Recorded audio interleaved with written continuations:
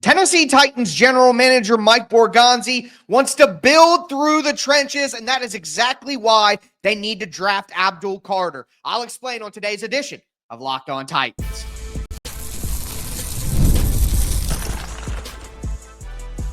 You are Locked On Titans, your daily Tennessee Titans podcast, part of the Locked On Podcast Network, your team every day.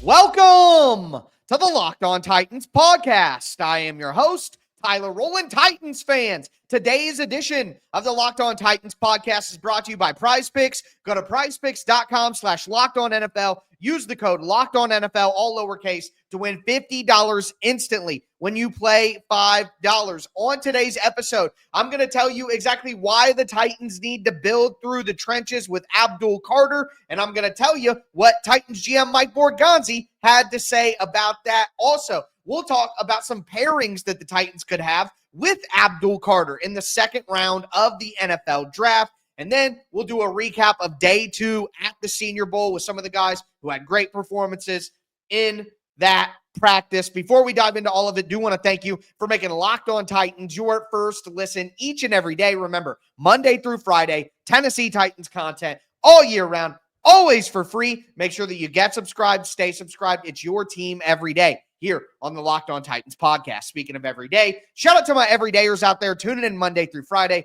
Couldn't do it without you guys. And if you aren't an everydayer, you need to be one, because one of the best weeks of the show all year long is happening next week. It is off-season road map week. On Monday, I'm going to tell you all of the important events on the Tennessee Titans off-season calendar, and we're going to look at some free agents that the Titans have to decide whether they want to bring them back or let them go. Then we're going to talk about roster management on Tuesday. We're going to look at trade options. We're going to look at cut options. We're going to look at restructure options for the Titans. Then on Wednesday, I am going to do a mock free agency and go over my ideal free agent haul for the Tennessee Titans. Thursday, we are going to do a 7-round mock draft. And then Friday, I'm going to review all of it, go over everything with you guys of what my ideal offseason roadmap for the Tennessee Titans will be. I know it's a lot of promo here at the top of the show, but you guys don't want to miss what I'm putting on for you next week. But with that being said, the Tennessee Titans want to build through the trenches, and that is exactly why they need to draft Abdul Carter. And if you don't believe me, then listen to what Tennessee Titans' new general manager, Mike Borgonzi, had to say at the Senior Bowl. This quote, I do believe, is courtesy of Jim Wyatt, TennesseeTitans.com, but it says, quote, "You go through the roster. We're going through meetings with the coaches now. We have some holes to fill. Offensive line. That would be number one. And depth across the whole team right now. Creating competition is going to be the biggest thing, whether that's through free agency, the draft, maybe a workout guy we sign off the street.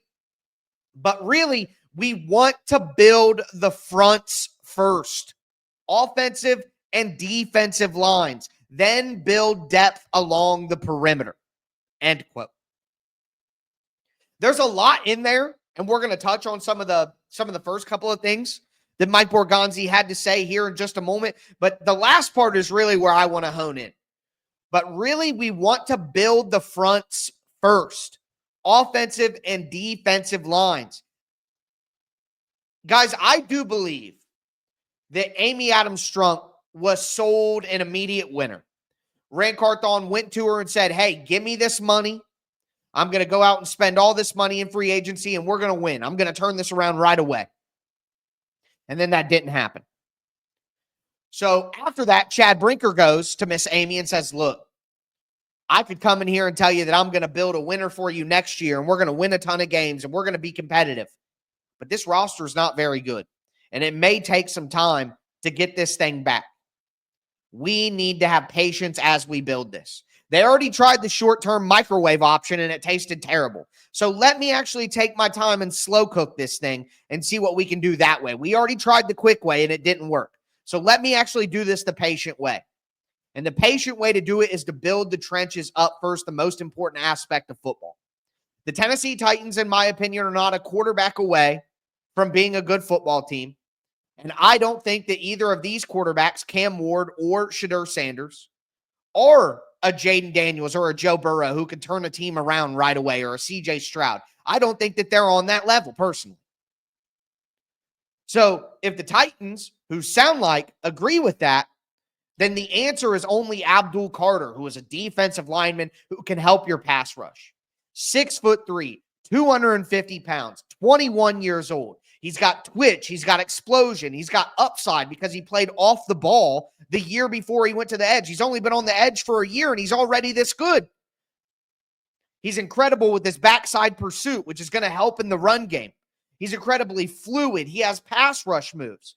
And he can still get bigger, stronger, better against the run, more physical, because he's only 21 years old and he's going to grow into his adult body and be in an NFL training program and be working on exercises that help edge rushers specifically when he was an off-ball linebacker for a year. He can develop more pass rush moves.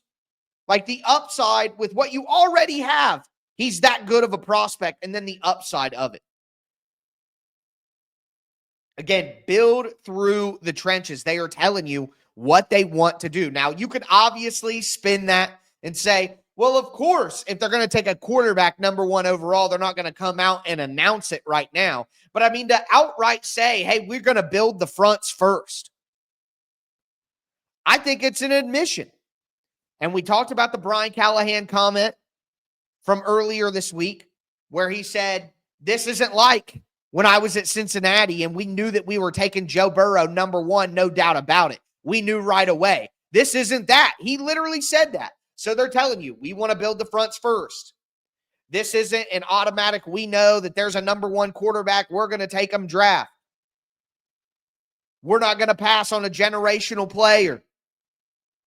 Everything that they have said to us points to not only are they not certain that they're going to take quarterback, but most likely that they're going to address something else. And when you have the discussion of Abdul Carter or Travis Hunter, and then you hear this comment, to me, again, all signs point to Abdul Carter. I think he's the best player in the draft. I think it's the right pick for the Titans. And I'm going to continue to say that trading down to number 3 and taking Abdul Carter is the best possible outcome for the Titans, because then you get your additional picks and you get the best player available.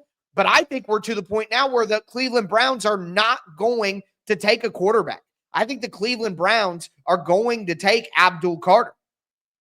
So the Titans may have to just stick and pick at number 1 if they want Abdul Carter. And quite frankly, I'm okay with that too. I am okay with that too. Brian Callahan talked about having 7 difference makers and how they probably have to come at premium positions. Well, if you're building this thing slowly and you're starting in the trenches and you want a generational prospect, and I don't know that Abdul Carter is generational necessarily, but he could be the best edge rusher of the next however many years, I think you do it. I think you do it. So that is where I'm going to be. And again, I've reiterated and will continue to reiterate, if the Tennessee Titans do love one of the quarterbacks and they pick one of the quarterbacks, I'm down for that ride. I'm not, no, this is terrible. Why did you pick the quarterbacks? It's not my T'Vondre Sweat reaction. Okay, fine, let's ride. I could see why you could believe in either of the quarterbacks, but my preference will be and remains taking Abdul Carter. And Mike Borgonzi saying this right here makes me feel that I might be aligned with the organization. Obviously, we're going to see it play out here in the next few months. But with that being said, the trenches includes the offensive line as well. Today's episode is sponsored by Intuit TurboTax. Taxes was waiting and wondering and worrying if you were going to get any money back, and then waiting and wondering and worrying some more. Now Taxes is matching with a TurboTax expert who can do your taxes as soon as today. An expert who gives your taxes their undivided attention as they work on your return while you get real-time updates on their progress so you can focus on your day.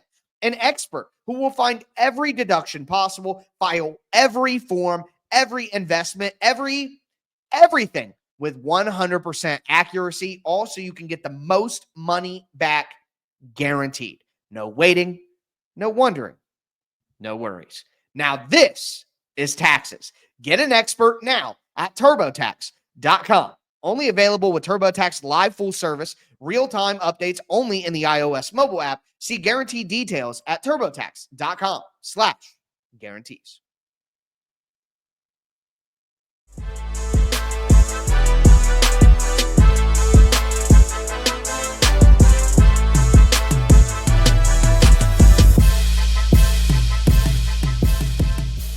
Titans fans, let's continue today's edition of the Locked On Titans podcast. We talked about Mike Borgonzi's recent quote and why I think the Titans are going to build through the trenches with Abdul Carter. But now I want to move to the other side of that quote and the other side of the line of scrimmage, to the offensive line. Now, before I dive in, I do want to thank you for making Locked On Titans. I almost said Locked On NFL. Make sure you guys check out Locked On NFL too. I'm the lead host of Locked On NFL. It's going to be Super Bowl week next week. It's a good time to get caught up on some NFL information as well. But thank you for making Locked On Titans your first listen. Make Locked On NFL your second listen. But remember, I told you that we were going to go back to the first part of that Mike Borgonzi quote because I think there's so much juicy stuff in that simple paragraph from Mike Borgonzi. Of course, he talked about building through the trenches first. We want to build the fronts first, offensive and defensive line. But then go back to the beginning of the quote where he says, you know, you could go through the roster. We're going through meeting with the coaches now. We have some holes to fill. Offensive line, that would be number one. He comes out and says it.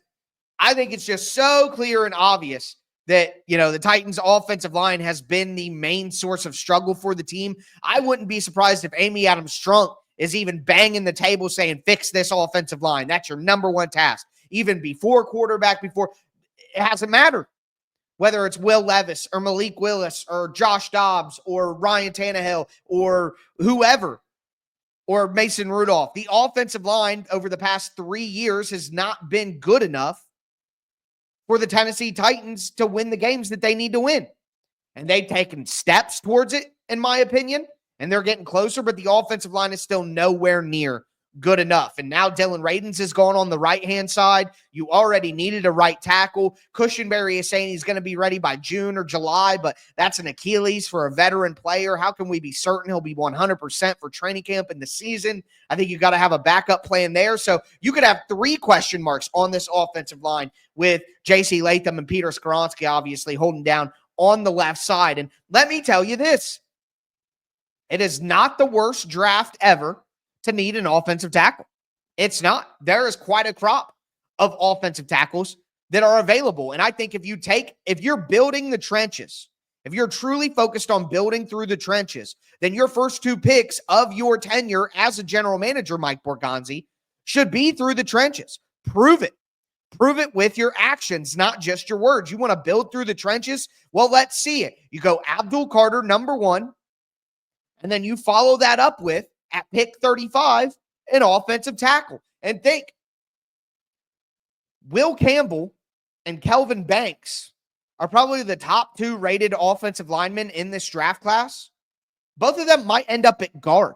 I think Will Campbell he'll be like Peter Skoronski or Zach Martin from the Dallas Cowboys or Quentin Nelson for the Indianapolis Colts, who were college offensive tackles that were really good, but then moved inside and had a good career at guard. I think that's what Will Campbell's going to be. And then Kelvin Banks is a guy who probably will get an opportunity at tackle first, but those 2 guys might be the first 2 guys drafted on the offensive line. And if that's the case, what the point is it's going to push the secondary offensive tackles down even further. It's not going to be like last year where you had Joe Alt and J.C. Latham and Talise Fuaga and Olu Fashanu, all these offensive tackles that are going in the top 12 picks. I don't think that's going to be the case this year. If you see any offensive lineman go in the top 10 or the top 12, it'll probably be Campbell or Banks. And that leaves you with so many offensive tackles, specifically Josh Simmons from Ohio State, who coming off injury, but still going to get drafted pretty high. Jonah Savanea, Arizona. Cam Williams, the physical young right tackle from Texas. Josh Connerly from Oregon. Ariante Ursary from Minnesota, who looks awesome. Armand Embo from Missouri. Donovan Jackson from Ohio State, who was a guard for Ohio State and then kicked out to offensive tackle for the last 8 games and was absolutely nuts in the college football playoff. Gave up 2 pressures in 4 games in the college football playoff at the highest stage of college football, playing left tackle after being a guard. Donovan Jackson could play offensive tackle in the NFL, and I think at this point in time, he should try to be an offensive tackle in the NFL. A monster. Do you guys remember DeJuan Jones from Ohio State? He was like 6'8" monster, got drafted by the Cleveland Browns and started his rookie year and had a pretty good season. Holland Pierce out of Rutgers is the similar build. 6'8" monster, and he moving pretty well at the Senior Bowl. So Holland Pierce, Bill Callahan was there when they drafted DeJuan Jones. The Titans want to be big, powerful on the offensive line. Maybe that's an option. Even later, Charles Grant out of William and Mary, Ozzie Trapilo from Boston College, Anthony Belton from NC State, who's having a very good Senior Bowl, Jalen Rivers out of Miami. Like, there are a lot of really good, I think, top 100 options at offensive tackle. So you stick and pick at 35 and you get one of these top guys, a Williams, a Connerly, and Ursary, Savanea, Membo, Donovan Jackson. You get one of those guys, or maybe you trade down. I saw a tweet the other day from a scout that was saying that picks 20 through 60 are very similar. There's not a huge gap between 60 and 20 this year. So once that first round talent drops off, it's a lot of guys that are similar talent until you get to pick 60. Well, then trade down from 35. And since you're taking Abdul Carter number 1, you trade down with 35, go to like 50. Pick one of these offensive tackles, get a couple extra picks in the back of the top 100 to replace your 3rd round pick. And then you can attack some other positions like edge rusher, where there are a ton of good edge rushers with Abdul Carter and James Pierce Jr. and Mike Green out of Marshall, and Jalen Walker, the hybrid out of Georgia, Mykel Williams, the physical edge out of Georgia, Shamar Stewart, who's looking fantastic at the Senior Bowl, Jack Sawyer from Ohio State, Nick Scourton, JT Tulamalo from Ohio State. I mean, there are so many solid edge rushers in this class. Now, you could use that information and argue that's why you pass on Abdul Carter. You can get a pretty good edge, but the Titans need an extraordinary blue chip elite pass rusher. I've been asking for it for years off the edge. If you have Abdul Carter, Jeffrey Simmons, Harold Landry, Arden Key as a 4-man rush unit, I think that's a significant improvement over what they've had in recent years. You add in Tavondre Sweat, Sebastian Joseph Day, maybe another rookie interior defensive lineman that you get on day 3 to add into that mix. I think that's a much better pass rush. And when you have that one elite edge rusher and then the one elite interior guy in Jeffrey Simmons, now you get Harold Landry back in a tertiary or 4th rusher role where he's best. I think it just bumps everybody into a perfect spot if you have that one top elite pass rusher. And I've been saying that for a long time, that if the Titans just had that one top elite pass rusher, that would set their defensive line to a totally different place. And now they can do it. So with the offensive tackles available, maybe you even hit edge twice to build that defensive front up if you're looking to move on from Harold Landry or Arden Key, which could be a possibility. Like, there are so many ways to build in the trenches in this draft. You start with the superstar, and then you have a ton of options later. This is exactly what the Titans need to do, is build in the front lines, just like Mike Borgonzi said. But with that being said, Senior Bowl Day 2, a lot of standouts. I'm going to go over them right now. Do want to let you guys know that today's episode is brought to you by Game Time. I love going to live events, whether it be sports, music, theater, comedy. One of my favorite memories from last year was attending a concert that I went to, and I got my tickets on Game Time. The experience was unforgettable. Now, Game Time's made it even easier to get tickets to your favorite events with their new feature, Game Time Picks. This feature filters out the fluff to show you only incredible deals on great seats, so you don't waste time searching through thousands of tickets. Not only that, but with Game Time Picks, you can get amazing deals while also getting a panoramic view from your seat, so you know what you're going to be looking at when you sit down. Also, the app has an all-in pricing feature, so you can see the total cost for your tickets up front with no surprise fees at checkout. Take the guesswork out of buying tickets with Game Time. Download the Game Time app, create an account, use the code LOCKEDONNFL for $20 off your first purchase. Terms apply. Again, create an account, redeem the code LOCKEDONNFL for $20 off. Download Game Time today. What time is it? It's game time.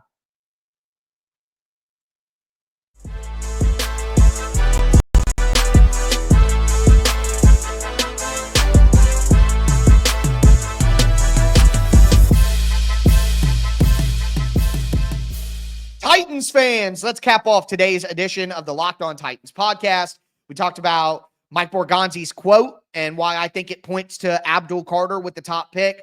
We continued talking about that quote and talked about how I think that points to offensive line with the second pick. And just a little preview. Remember, off-season roadmap week is next week. I'm going to go over my cap cuts, my trades, my roster management items, free agency, the draft. I'm doing the entire roadmap for the Titans' most ideal offseason, and it might include bringing a certain right guard back to Tennessee with a rookie right tackle. One of the names I just mentioned might be part of the ideal roster plan for the Tennessee Titans. So don't make sure that you don't miss off-season roadmap week next week.